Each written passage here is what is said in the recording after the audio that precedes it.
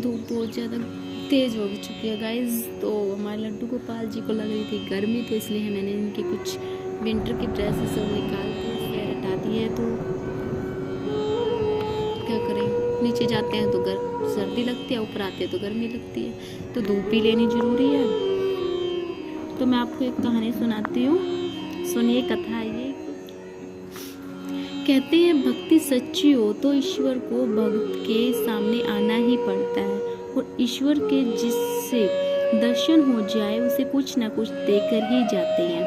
यह एक ऐसे ही भगवान श्री कृष्ण ने दर्शन दिए और जाते जाते छोड़ गए शरीर पर शंख और चक्र के निशान। यह कथा है आमेर नरेश श्री पृथ्वीराज जी स्वामी की। यह कथा है श्री पृथ्वीराज जी स्वामी की। एक बार इनके गुरु पयोहारी जी द्वारिका जी यात्रा पर जाने लगे, तो पृथ्वीराज जी भी द्वारिका जाने की तैयारी करने लगे।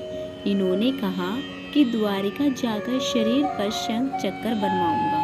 कहा कि अगर तुम राज्य छोड़कर चले जाओगे तो राज्य में अव्यवस्था फैल जाएगी, धर्म कर्म से लोगों का ध्यान हट जाएगा, इसीलिए आमेर में रहकर ही कृष्ण जी की तुम भक्ति करो।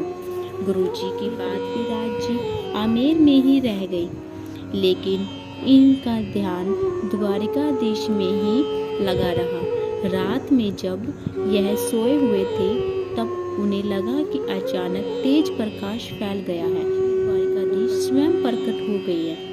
राजा श्री पृथ्वीराज जी ने द्वारिकाधीश जी की परिक्रमा की और प्रणाम किया। भगवान ने कहा कि तुम अब गोमती संगम में डुबकी लगाओ। वह गोमती तट पर पहुंच गए हैं और गोमती में डुबकी लगा रहे हैं। सुबह जब राजा महल से बाहर नहीं आए, क्योंकि वो तो भगवान की लीला में भगवान जी ने दर्शन दिए और उन्होंने गोमती तट में स्नान भी किया, तो वो सुबह बाहर नहीं आए, क्योंकि वो अपने मन में अपने दिमाग सपने में भगवान जी आए हुए थे जो उन्होंने बोल रहे थे बाहर। तो जब राजा महल से बाहर नहीं आ निकले तो रानी उनके शयन कक्ष में पहुंची। राजा सोए हुए हैं और उनका पूरा शरीर भीगा हुआ है, जैसे स्नान करके आए हो। रानी ने देखा कर राजा के बाजू पर शंख और चक्र के निशान उमड़ आए हैं।